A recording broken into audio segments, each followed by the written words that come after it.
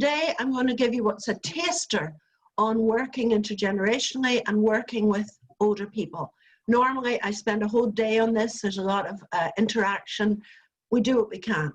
I'm finding Zoom very useful for doing training sessions, but it's not the same as being live with you here. So we're going to have breakout rooms where you get a chance to talk to each other in smaller groups. We're also, I'll also take questions in the chat and so on, but I'll tell you just a snippet about who I am. I'm a storyteller. I've been telling stories for 47 years, formerly a librarian, though once a librarian, always a librarian. I work with all age groups, abilities, cultural groups, you name it. It's terrific work, and one of my favorite things to do is to work with older people, people living with dementia, and then also bringing together older people living with dementia and very young children. I'm sitting at the moment in a very fortunate position with 2 grants to work with those groups together, and of course we can't do it because I can't see the prospect of bringing my under 5s into a nursing home anytime soon, or bringing my oldies to the preschool playgroup anytime soon. But we're doing what we can do, and we are practicing. We are trying to build up some expertise. So that's what I want to do today. But first, a story. We've got storytellers online with us today who know this story, but no matter what sort of training I do, I always start with a story. So just sit back and relax. There was a young man who lived with his elderly father, and oh, the place was a complete mess. And you know, the young man started going out and about, and he met a lovely girl.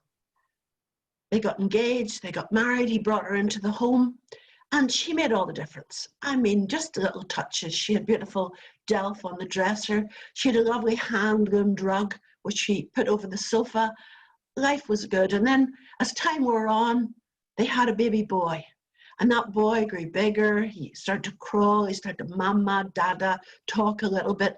But unfortunately, as the little boy was getting bigger, the old father was going downhill fast. He was very shaky. His memory was going. And I'm sorry to tell you, the young man was losing patience with his own father. Snap at him, shout at him. If he dropped a plate, he would yell at him. And things came to a head one cold winter night when the old man had just got a bowl of soup and somehow managed to smash it on the floor. And the young man just threw his head up and said, "That's it. That's it. He'll have to go to the workhouse. My father will have to go on the road." And his wife said, "It's your own father. You can't put him. He'll have to go. We have our own son to think about. He eats plenty. There's barely enough for the 3 of us. He'll have to go."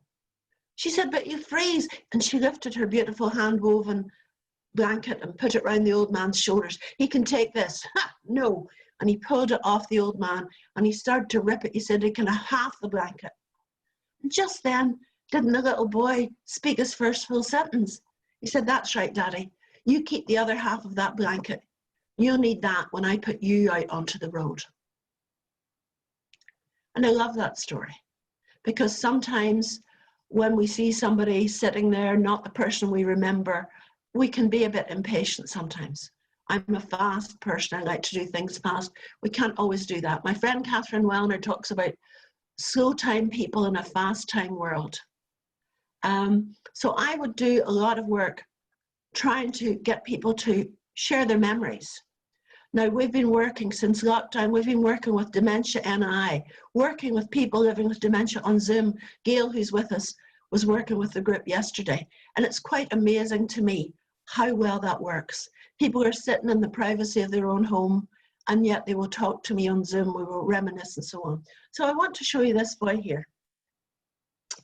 This is my Teddy. He's 69 years old. He's only got 1 ear. He's got very battered feet that have all been sewn up. And I was doing storytelling, and I will reminisce a bit as I'm talking to you. I was doing storytelling with a group of preschool children, 26 of them, and about 8 people living with dementia who are along the back. And I was trying to engage them. I was doing traditional songs and rhymes, because that's a wonderful way of getting everybody involved. Because I'm sure if I started doing Humpty Dumpty sat on a wall, you'd all remember it. If I start to do Baba Black Sheep, have you any, whatever it happens to be. So I produced this Teddy. And there was an old lady who was sitting there completely vacant Absolutely no feedback. I keep watching people to see if they're responding, nothing. And all of a sudden she started to sing, me and my teddy bear, got no worries, got no cares, me and my teddy bear, we'll play and play all day. I hadn't sung that for, as you can tell, I'm not really a good singer, hadn't sung that for maybe 55 years. But I remembered every word. And so she was back in, she was connecting with us. So stories, music, poetry, music particularly, have a great way of connecting. So why do we want to do this? We want to cherish what I call fragments of memory. As I get older, it's easier for me to remember something I was doing when I was 10 than where I put my car keys yesterday. And our memory works in different ways. So a lot of the work I would do is to try and encourage people to share their memories. Now, some people are a bit blocked. Some people didn't have a wonderfully happy childhood. I'm only too aware of that. But sometimes they'll remember something about their working life. They'll remember something about how they met their partner. And I love to do this, by the way. Great story to ask. How did you meet your husband? And I was doing it with a group of children, saying to them, do you know how Mummy and Daddy met?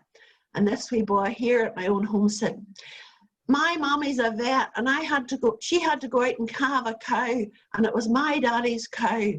And that's how they met. And I thought, how romantic is that, to meet over a calving cow? But however, so my job as a storyteller is to try and provoke memories. Somebody said that should go on my gravestone, not storyteller, but provoker of memories, because I try and provoke stories. So this morning, I'm just going to work with you the way I work with any group and try and get you remembering things that you maybe haven't thought of for a very, very long time. I was storyteller in residence. I see Nuala's here from the Verbal Arts Centre. I was storyteller in residence with the Verbal Arts Centre, and I want to tell you about a little project I did there a long time ago. It's called Blue Horizons. I was asked to work with a group of people who were going to a day centre.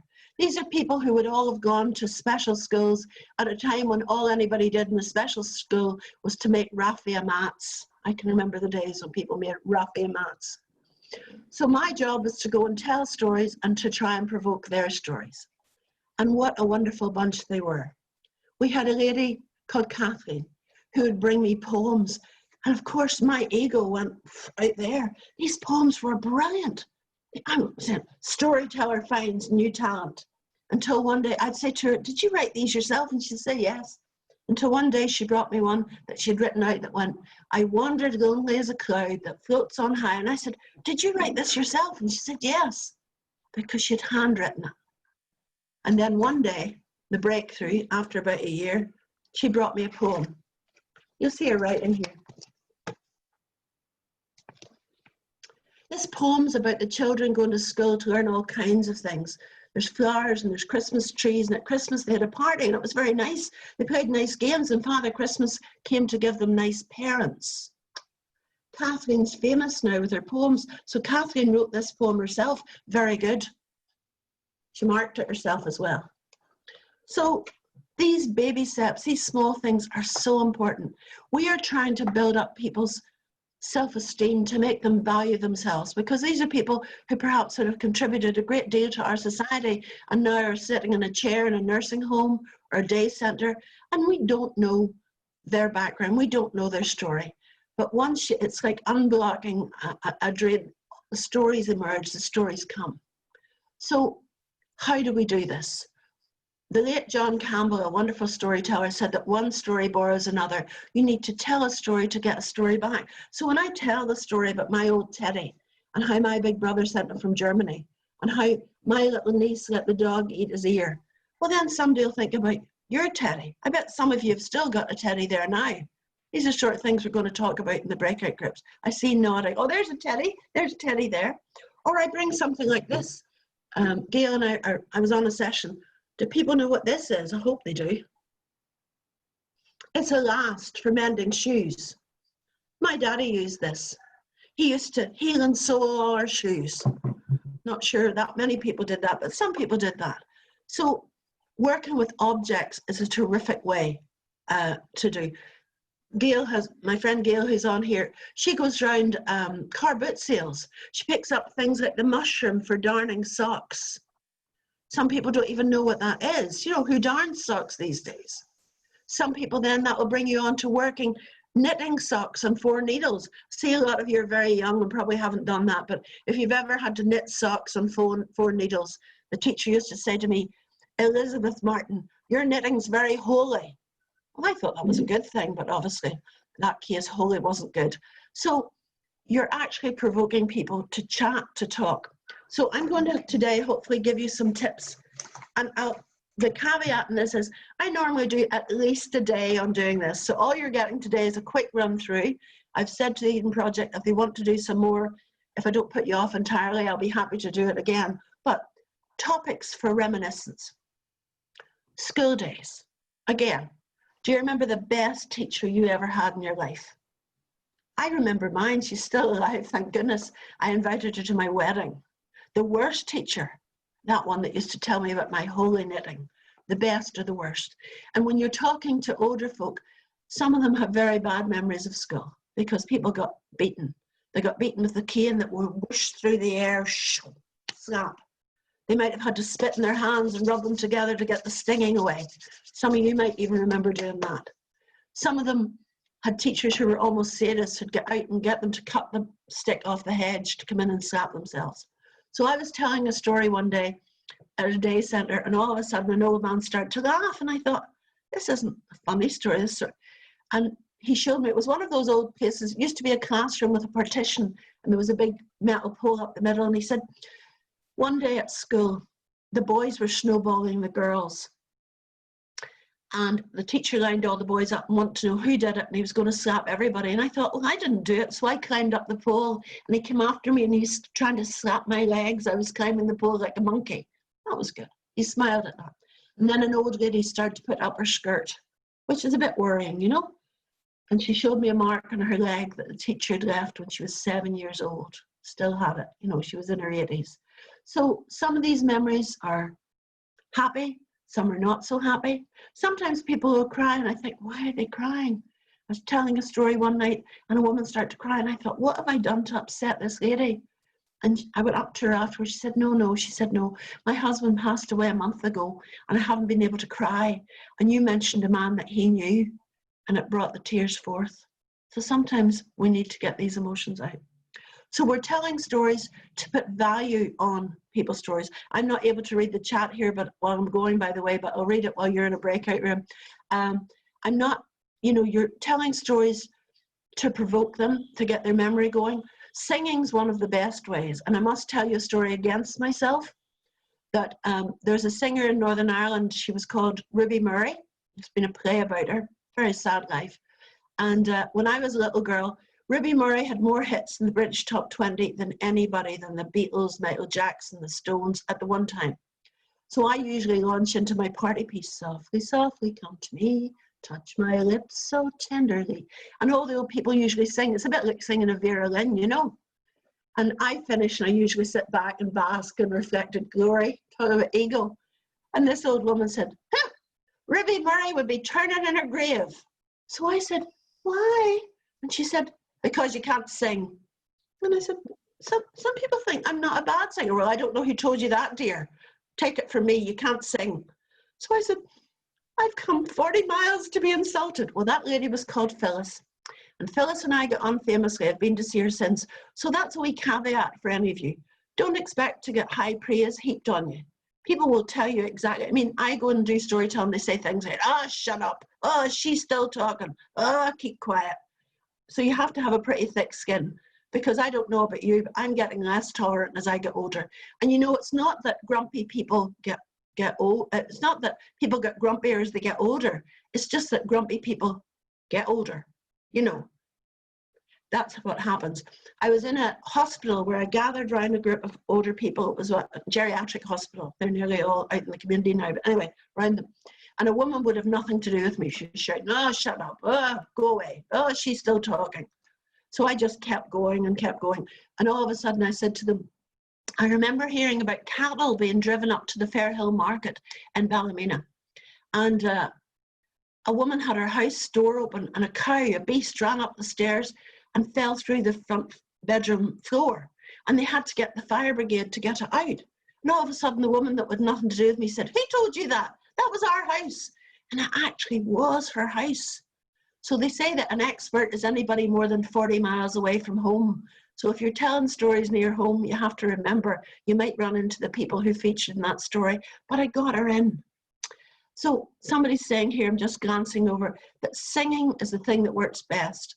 Sally Magnuson does I'll write the link in it. She does a thing, Playlist for Life, I think it's called, where you can actually record the favorite songs of your person or your group and put them on an MP3 so that the person can sit with headphones on and listen to them.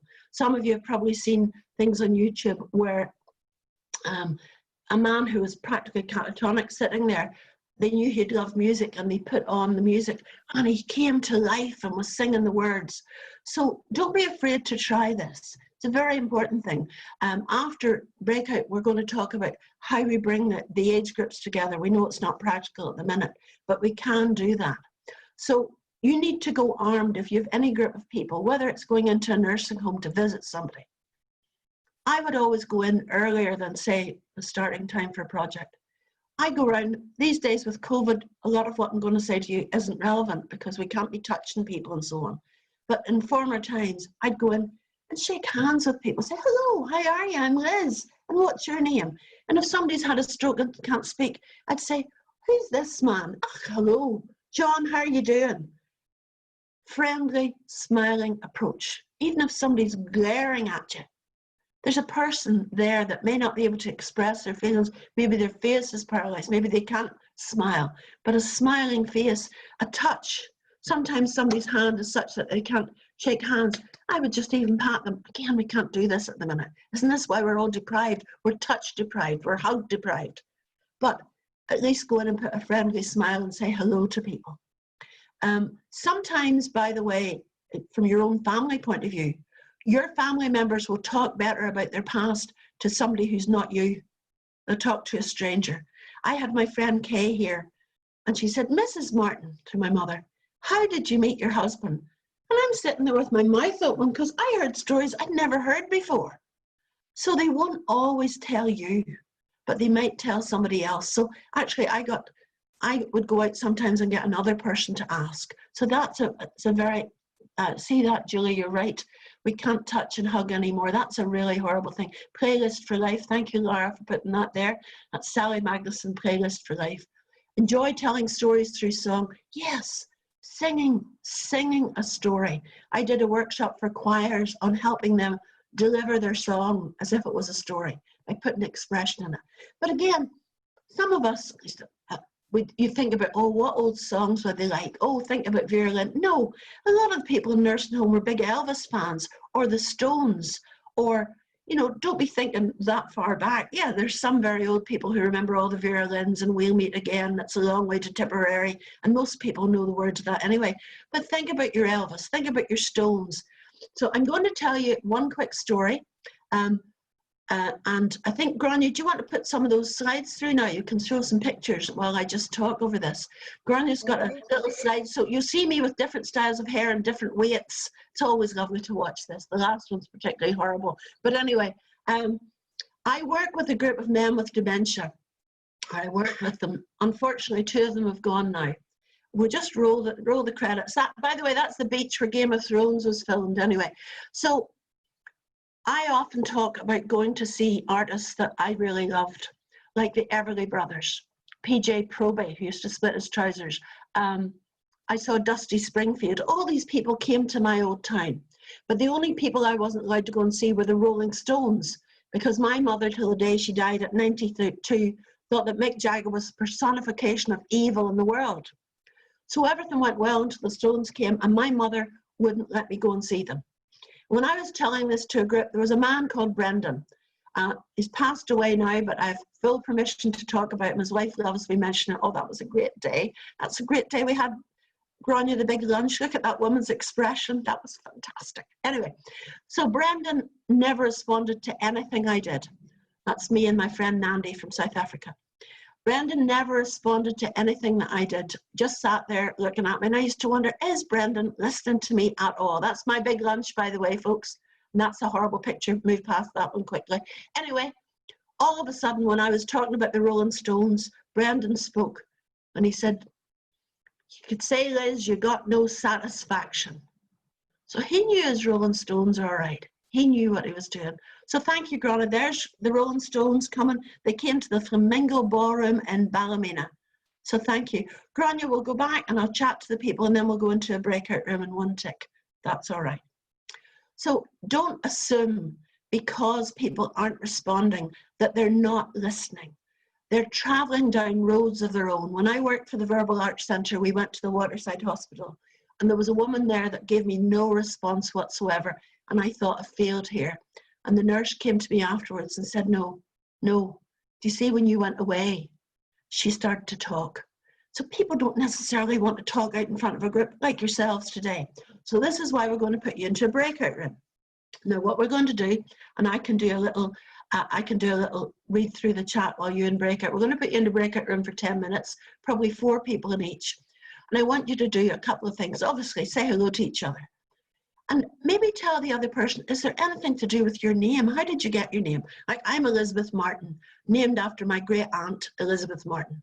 Some people get named after a name in a book that a parent maybe liked. Some people get named after their great granda. Some people's daddy made a mistake. My friend Yule Dunlop, who was spelled E-U-L-L, his father got the name wrong when he went to register him. So Yule was landed with this name that nobody else had. It wasn't Samuel, it wasn't U-E-L, it was E-U-L-L. So I want you to just mention something about your name. Can be your family name or it can be your own first name.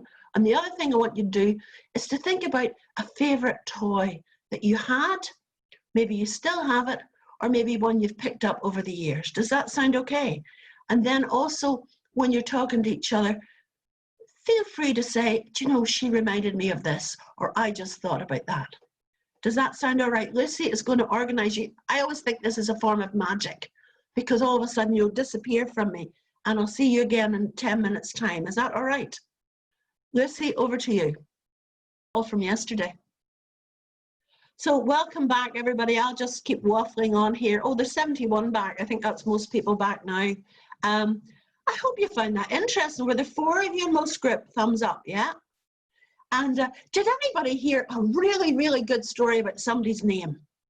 If so, unmute yourself and tell you. Yes. Who's that? Dana. Yeah. Unmute yourself and tell me about it. Tell everybody about it. The chap in my group said that his name is James. Yes. And his family have all been Jameses. Forgive me, James, if I got it wrong, but your father and your father's father, and they were all Jameses. I've never heard of that before, so that was really good. It's actually quite typical in Ireland, you know. Yeah, my father was William, my brother was William, and yeah, it's quite often they keep the name coming down through the family. Another thing they do here, mostly on the Protestant side of the fence, they name the son the mother's maiden name, like Thompson. The guy I know his first name is Thompson, that was his mother's maiden name. Or what do you call the man across the road? So sometimes you get rather unusual names. Anyway, anybody else here want to unmute yourself and tell me, anybody else here a really good story? Yeah, Isabel. I was saying in the group, it's only recently that my cousin did a family tree on my dad's side, and we've just learned in the 1800s that we are related to a Donald Fury in Belfast who married a lady in Maryhill. So we come from the Glasgow side. So right. I found that quite interesting. You must come over and track down the Irish side. You see, once you start this, I would do this normally in a group and you'd be away and you'd be chatting and all feedback. You really get going. Now, obviously, if you're working with a group of people who've maybe got dementia, sometimes they don't remember what their name is. Now, my daughter's a journalist and she was in working in a care home, and the nurse was saying to this lady, say her name was McLean, it wasn't. Mrs. McLean, you know, she had no idea who Mrs. McLean was. And Claire said to her, my daughter said, who were you to your own name? That's what we would say here. Who were you before you were married? Who are you to? And of course, she knew herself as a girl. She wasn't called McLean, she was called something else. These are important things. I think helping people value who they are is really important. So I would ask questions like, there was a woman on with their dementia group last week, and I said, where are you from? And she was from Limerick. And I asked her, Oh, right. And it must have been quite a change moving from Limerick up to the north. Why did you do that? And she told me a story about, and I can remember all these things. Her aunt worked in a bank and she got her a start in the bank and so on. But I'm going to go to Gail here now. Gail Johnston, would you unmute yourself? Yesterday I was to work with my group of people with dementia and I had a conflict, as they say. So Gail and my other colleague Sharon went on. But tell me, Gail, just can you maybe tell the people here what topics of conversation you talked about yesterday? Well, we shared different poems and stories and some songs. We talked about games that we played as children. What sort and of rhymes that we... What games, for example? Well, we talked about skipping games and about two ball, and we used some of the rhymes that came up, and you know, like Granny in the kitchen doing a bit of skipping, in comes the bogeyman and out goes she. So and some people remembered some rhymes. Sharon done a rhyme that I hadn't heard before, and it was quite long, but there was a bit that kept repeating that we could join in, you know, in each verse, and that was great because people started to join in. I think Sharon's on here, Liz, somewhere as well. Sharon, speak to me. Bally, who's got the ball? You know, those ball games you've done, salt, pepper, vinegar, mustard, skipping rhymes and so on. It's a very long time, you know, since some of these people did any skipping. But I have seen me do it. I'm going to mute you just again, or mute yourself there. Where are we? Gail. But I've had older people standing, teaching younger ones how to skip. I mean, that's a terrific community thing. If you're having a big lunch, and like out in my yard, we've done painting before, but skipping's a great thing because a lot of the wee ones don't know how to run in and get the rope. And I actually had a lady of quite an advanced years determined to show her children how to skip by trying to jump the rope herself. So you have to do your risk assessments and all these, but I think it's really important to show what these older, I mean, knitting. I have groups of older people teaching kids how to knit because I don't know how many of you can knit. I'm a phantom knitter, but I knit all. If I start knitting, I can't stop knitting, so I have to sort of space it out. But again, showing these skills that they have that maybe haven't been taught, it's a bit like baking or cooking or so on. Very, very important. How many of you, you can stick your hand up here, do any of you remember sitting watching somebody bake and maybe licking out the baking bowl? I used to love licking out the baking bowl, you know.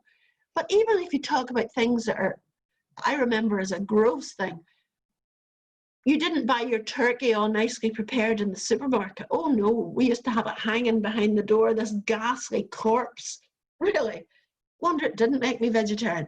And then my mother would spread paper all over the table. Vegetarians, close your ears. And she'd go in there and the hand up to the elbow. Horrible, horrible stuff. But that's very vivid. People can remember smells. You know, my father rubbing Sloane's liniment, horrible stuff, on his poor knee, or Vic that you'd have rubbed on your chest, you know.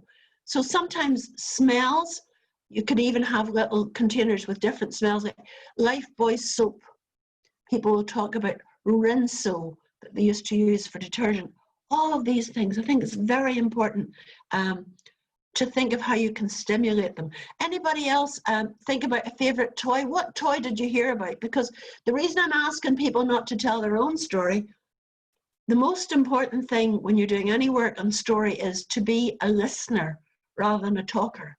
I'm a talker, I never shut up, but I have to learn to shut up and listen to what they have to say. And you see, if an older person is telling you a story and then they falter, do not jump in, wait, because they've maybe paused and the story will come on. If you jump in, they'll often stop and they won't go on with any more. So who can tell me about a toy? Somebody unmute themselves and tell me about a special toy, or maybe you didn't get onto that. Did anybody hear about a toy? Nobody? Not one toy? You're still busy. I heard, it's Rachel here. We were, there's a group of 4 of us, and Lara, I think it was, talked about how, I remember she didn't really have toys, like she doesn't have this real jump out in terms of a toy, and because she was just playing outside with sticks and things that were lying about in the forest or the garden or whatever. That's very important, Rachel, because I mean, in the far off distant past, even when my daughter, who's 39 now, and she'd go out in the morning, we wouldn't see her till the night. You can't actually imagine that happening many places these days because people are so precious about not letting their children out of their sight and they're frightened and so on. But I mean, I would have been out playing from morning till night, and a lot of people do remember that. And Rachel, when you start to talk about toys, sometimes it starts to sound like a Hovis advert. Toys? We didn't have toys, you know, one person telling a worse story than the other. But often people can remember getting something on Christmas morning. But then there's other people got no toys at Christmas, and then that's a bit sad, you know. So again, you have to weigh it up. Is it worth, are you going to distress somebody or you're not? But you never know what's going to distress a person. Anybody can have a sad memory. And I always say that when you start to mention maybe somebody that's no longer with us, when you remember that, you're actually keeping their memory alive. I'm looking down here, Caroline's remembering plucking the turkey and the smell of goose cooking in the house. When you think about that, Julie's just saying how sad it is that the old and the young can't come together. But we've seen examples of people going, for example, an old lady in Ballymena had a very advanced birthday, and little Irish dancers came and danced outside the care home. All the old people were reined up and people were out dancing. And you've all probably seen examples of people going and singing outside, say, care homes or something. It's not the same as being close, but we do the best we can. But can I recommend this Zoom? On Saturday night, I have a man of 87 and a man of 85 who are quite capable of coming on Zoom and singing and playing music. So don't just, I mean, I've found younger people sometimes can't handle it as well. So it's really very important. I put up a couple of links there. There's a thing called storyworth.com. And I was doing a talk and a man told me his children bought him it for Christmas. He said, I'm an age, I don't need anything. So they bought him this, and every week it sends you a story prompt that you can answer, your favorite teacher, a present you had. And people are typing these up or writing them out, send them off to Storyworth, and they produce a book, a really nice book. He showed me it. And you can actually add memories, you can add photographs and so on. It's a great gift to give to somebody. I'm not getting paid to recommend it, I'm just telling you it's good. The other is timeslips.org, which is an American organization that give training about working with people with dementia. It can be expensive, but it's pretty good. Let's see, there's a nursing home in Croydon, Australia. I know Croydon, I've been there telling stories. Shipping container with glass doors. They can see their family through the glass. Some of our places have got perspex screens where they can talk through as well. And that's quite important. So I think storiesforthesoul.org, that looks fantastic. You're very welcome to share my recording, anything I can give you. Some place in Belfast called the Accidental Theatre is broadcasting out to nursing homes, streaming music, streaming stories out. And again, I'm very, very keen that we get stuff out to people. People are sitting, but there are also lonely people in their own houses. If there's any way we can get to those people and we can share stuff with them. Food. Food is a great topic for reminiscence work because, again, sweets, huh? We didn't have sweets. No, the rationing was on. No, but a man in Derry told me a story about running into a fruit shop after the war and pointing up and saying, "Can I have a fifth?" And the man in the shop said, "A what, son?" "A fifth." And of course, Fifes were a banana company, 2 Fs, and they had the big banana up with the name Fifth on it, or Fifes it was. Again, he'd never seen a banana, because during the war they used to use mashed parsnip with banana essence, which, by the way, I used at an event, Home Front Recall it was called, and it really does taste like banana. So talk about how my generation were the first to get sugar after the war, so our teeth's dreadful, whereas a lot of older people who had no sugar, their teeth were fine, you know. It's very interesting to promote and talk about the subjects. So what I'm going to do, I'll talk a little bit more, and then we're going to give you another breakout where you can talk about anything I've said that you found of interest. Anything, just talk in your fours. We'll put them into different fours, I think, Lucy, so that we're not getting too comfortable with each other, you know. We'll talk about anything that I've said that sparked your interest, and then any questions that you have. Now, let me just dispel one myth. And I said this to somebody yesterday and they laughed at me. I am a shy person. I have had to learn to do what I do. I'm not a natural extrovert. So when somebody like puts me down like Phyllis and tells me I'm an awful singer, I just feel like crawling into a ball. But you have to just keep going and develop a fairly thick skin, you know. You do not have to be a loud person. You do not have to be a noisy person. Gail, my colleague here, is a quiet person, but her quietness encourages the people to talk. Whereas if you go in all loud and shouty and, you know, so tend to go in fairly, what's that you're saying? Speak up. Again, sometimes you might need a little microphone. Some of the nursing homes I use a wee head mic, which can reach more people. Some of the places have a loop system.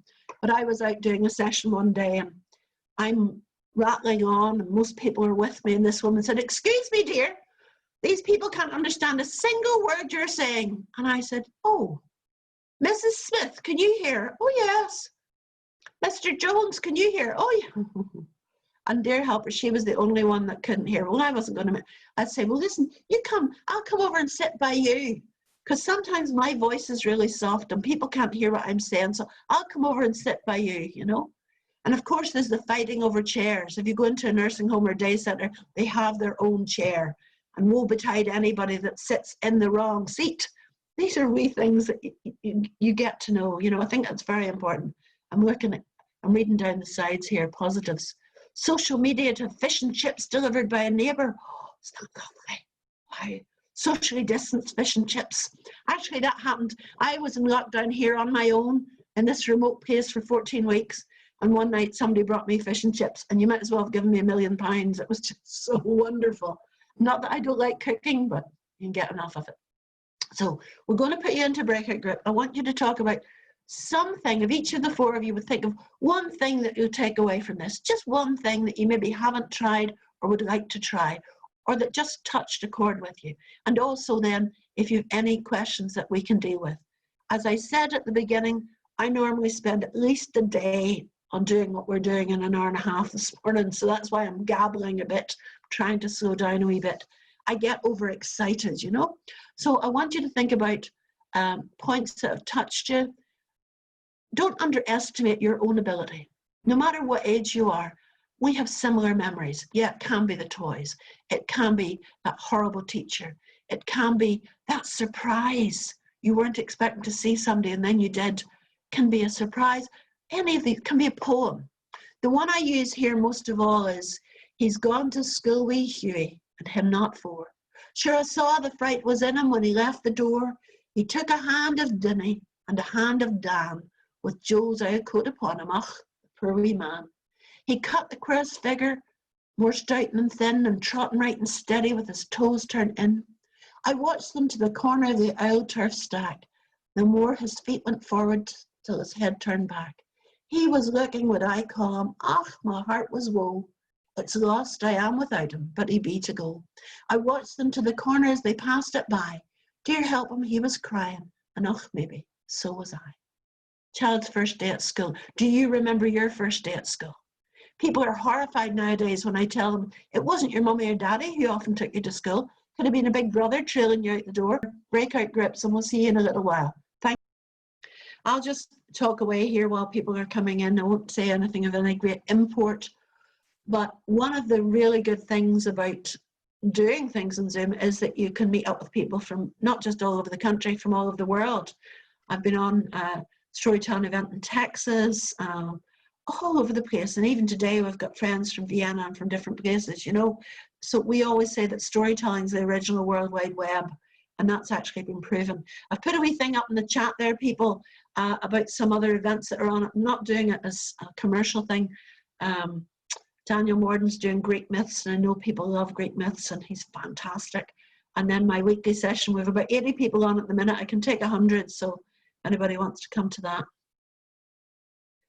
Somebody's asking, is there an association of care home workers? I'm not sure if there is.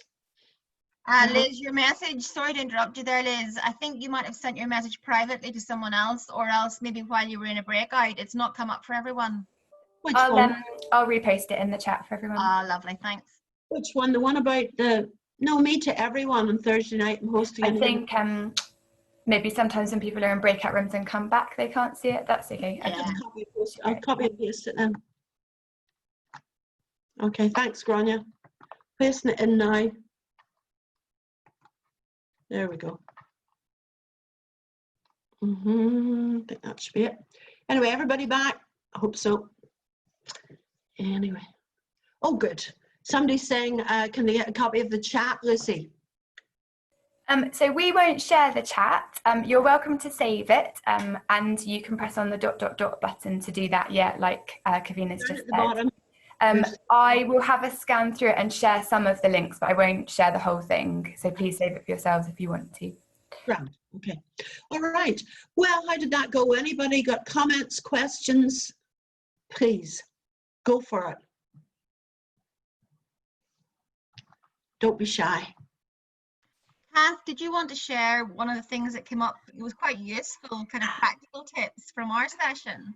Yeah, I think we had quite a practical session, but can I just start off by thanking you, Liz, because I've had so many shared experiences with you, including starting my career as a librarian, and that's where my Reminiscence came from. Where were you working, Kath? What authority? I worked for Staffordshire and then Stoke-on-Trent, and developed Reminiscence collections that are still working really, really well with both authorities. So I'm really proud of that. Back in 1993 that we started those, so that's quite good. Potteries, lots of good stories about the potteries up there. Oh, fantastic stories of the potteries, and just hearing people talk about names earlier, and the naming patterns were very much a tradition all across England, actually. You know, that's fathers and mothers and names being passed around and whatever. But what we talked about as well was how we should be preparing for this to go on longer and making use of technology. And James was talking about an idea that he'd had to link in with care homes and use the televisions, and I've already done that myself with a brain injury charity locally, where they had their clients in 2 different rooms, so they kept the social distancing, and in one room they used a laptop and a projector to project the talk I was doing, the Reminiscence session, and in the other room they just linked into the television and people sat around the television. So it is easy enough to do, but I have to say with that particular group I had so many support sessions before we actually did it. It was untrue, and I think sometimes you have to be prepared to invest that time with people to get them over the fears of technology, but the fears of technology aren't always there, so sometimes we assume it's going to be a problem, and it isn't.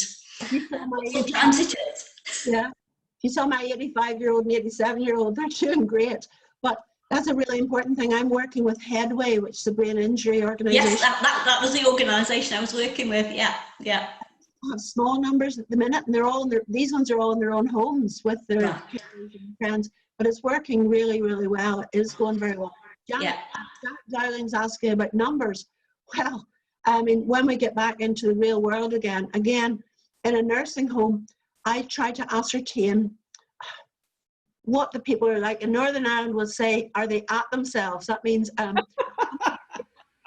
they got dementia? Are they with you? And I always make a point of saying, only bring people who want to be there. I mean, if somebody gets wheeled into a session and they're shouting and roaring and they don't want to be there, they're only going to annoy everybody else. And people, so, you know, we have to make sure people want to be there. I insist on staff being there, insist on it.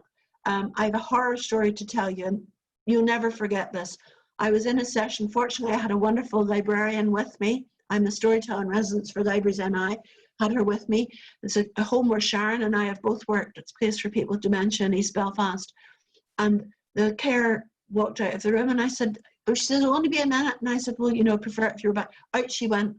And an old lady who was a lovely lady, she asked to go to the toilet, and I sort of shouted to the girl, oh, she'll be fine. And up she got, and out she went. And she came back and stood in the doorway with not a stitch on her from the waist down. And my librarian colleague was wonderful, took her away. There was a huge investigation because she should never have been allowed. I'm busy keeping 10 people going there. So always insist they come, always insist they engage. I don't want a carer sitting there on their phone all the time. And I will go over to people and say, I'm sorry, I think it's a really good idea if we don't have our phones out at the minute. I'd really love you to listen to what I'm doing so you can do some follow-up. Now, that takes a wee bit of tact sometimes, but you have to do it. You have to insist on it. Anyway. That's a really valid point, Liz. It's something that we should all bear in mind, because sometimes with the best will in the world, we can easily forget the safeguarding elements of the things that we're doing, you know, and particularly during COVID. I mean, one of the most powerful things we can do at the moment is reach out in our neighbourhoods. But sometimes when you're on a one-to-one neighbourhood, you can forget some of the things that you know practically from your work point of view, you know, around vulnerable people and safeguarding. And it's important for us to be aware, I think, too, but not to be put off by it, but just to make sure that we're keeping ourselves right as well. I think it's really valid to bring that up. Very, very important, very important. And also when you're bringing together older people and very young children, you know, you have to think of your safeguarding things there. You can't be having them off on their own and whatnot. Janet was asking about numbers. Normally in a preschool playgroup, there could be maybe 25 children, and I'd maybe have 6 older people along the back, not inundated. You know, I think it's very important to do that. Julie's just talking about her bread baking and folk music. We have a wonderful woman in Ireland called Breezy Kelly, and she bakes bread for peace. She does bread making demonstrations and tells stories. So it's a really good practice. Again, a lot of the older people, even to bring out the baking bowl, the big baking bowl that every one of us probably would have had in our house at one time, that can evoke memories. The rolling pin, an old wooden rolling pin. That's where Gail's great at going around these car boot sales and getting stuff that prompt, you kind of an old ration book. Mummy used to have a gas mask. These are things that are quite important. Now, anybody else, a point from your groups? Liz, can I just say something that's an additional follow-on to what you've just been saying there?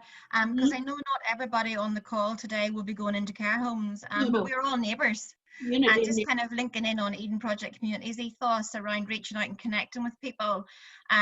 Photography plays a massive part in memory and connecting older people and younger people, because young people love to see what their community used to look like, and older people love to reminisce about what it was like. And one of the things that's really easy to do, you know, if your house reaches out onto a street, just something I thought I might share is that in Warren Point in Northern Ireland, several years ago, way back 2011 I think it was, they held a big lunch, and what they did was put photographs of the street in the old days and their house in the old days in their window. And actually, you know, they did it for a few weeks before their big lunch, and people talked about it, and everybody has family or, you know, neighbours and people that they're connected to. And so over the course of those weeks, lots of older people from other streets nearby came and walked up and down their street, a street they'd not walked for years, just to see those photographs. And that's something you can easily do without any help or support in your community. If you have a house that reaches onto a street or a fence, you know, is to just print out some photographs and put them inside a plastic pocket or something, and make sure it can't blow away. And, you know, it's amazing what people get from that. So just wee ideas like that. Hopefully this session will spur you to think of something positive you can do. Sorry to interrupt, I just wanted to add that. Your library service is very useful. I mean, Libraries NI have an archive of old films, old black and white films. They have obviously books with old photographs, all of that stuff. I mean, to show somebody at Belfast Day Centre a picture of all the shipyard workers streaming over, it'd be the same up in Tyneside or somewhere. You know, just that will spark memories of a tram. There was a runaway tram in Belfast. Dance halls, great thing to get to people. I mean, if you're talking one-to-one with an older person in your family, sometimes, you know, even to go in and visit in a hospital, how often do you sit for half an hour with an older person in your family? Maybe you don't because the TV's on or you're on your phone or something. But if you can think of a topic to talk about, and don't ask direct questions. If you ask a direct question, I mean, if somebody says to you, have you got any stories? Most people say, no, I don't. But I say, do you know that house you lived in? You lived in that farm, what was it called? Did you have name? I mean, I act really stupid sometimes. It's not too difficult sometimes, depends on my morning, but you know, what was the name of that place? You know, when you went down there, and often I can remember the thing. If you're sort of saying, can you help me? I was talking about with kids, I often ask about, you know, I often say to them, can you help me? If you ask people to help you, they're more likely to do it. Susie has a question perhaps, yes? her question. Sorry, I had to unmute myself. That's all right. We were just talking in our group and saying how useful this has been. I've really enjoyed it. And I wondered if there's somewhere where we can continue to share ideas after this conversation ends. I didn't know if there's like a place on Facebook. I don't know if there's something already set up or if it's something maybe we need to think about. Well, I can answer that in that we have got, so we've got several different options. On our Eden Project Communities Facebook page, we have a group called Our Community, and that's very much based on any individual at all can connect in there. The point of joining that is that you've got an interest in reaching out and connecting in your community. The success of this session as well spurs us to think we were looking at creating more family sessions, and we're looking at delivering probably a week or so of intensive sessions of lots of different things. So we'll certainly be looking at reminiscence as a topic for that. But one of the things is that maybe we could do more around reminiscence and bringing people together through it. So look, you'll definitely get an email from us with more to follow up on, and please do link in with us on some of those Facebook links that Lucy will share. But we at the moment with COVID are doing much more on Facebook, so that is where you'll find more from Eden Project Communities. And if you have something you'd like to share, like Liz has kindly done, please do get in touch with us, because that's what it's all about, isn't it? Bringing people together and sharing what we know. So, you know, hopefully we can follow on this conversation on reminiscence in the Our Community session. Sorry, group. So find us there. I'd invite Kath Reynolds to talk about her project. I think that could be really very useful, you know, and even talk about how you've adapted to the streaming. I want to ask Sharon Dixon. Sharon, what was that rhyme you shared with them yesterday, the longer rhyme? Oh, it was a song probably. It was Gail was showing them marbles and try and trigger off memories of games. And I was singing Wee Willie Lost His Marley. Willie lost his Marley, wee Willie lost his Marley, wee Willie lost his Marley. What's the rest? The road. Well, I said the Newtonards Road, but a lady there was saying, oh, we used to say the Shankle Road. So I have heard it, yeah. You know, if you're up the Falls Road, you will probably won't say the Shankle Road, Belfast being Belfast, but these are wee things, your wee the children's songs, there's books of them, they're online. We've never had more access to songs, stories, poems. There's a great Irish book called Poems We Learnt at School, and another one, More Poems We Learnt at School. But all over the country, I work a lot in Yorkshire and Hebden. And again, there's great Rod Dimbleby and George Murphy up there, traditional storytellers from the area. So wherever you are, Janet Dowland's away down in Sidmouth. Again, wherever you happen to be, there's storytelling groups all over. Link in with them. Because we're doing more and more of this stuff online. I'm not saying this from a commercial point of view, just saying it from a community point of view. We should be using all the resources we have. So I'm going to stop talking shortly because we're coming up to, oh, that's lovely, Tony Phillips in Welsh. I presume that's Welsh. Thank you and goodbye. So thank you very much. Thanks to Lucy and to Grania and to Neve. I love doing this. If I can help at all in the future, I'd be happy to do it. My email's there, my contact's there. I love to connect with people, so thank you very much indeed. John Campbell used to say, if you have a disaster, John Campbell quoted, it's like the old lady who got stuck in the bath. She didn't want it to happen. Nobody else wanted it to happen, but once it happened, they made damn sure it didn't happen again. So if you do a session and something goes wrong, analyze why it's gone wrong. So thank you very much. Grania's going to put up some pictures again then. Thank you.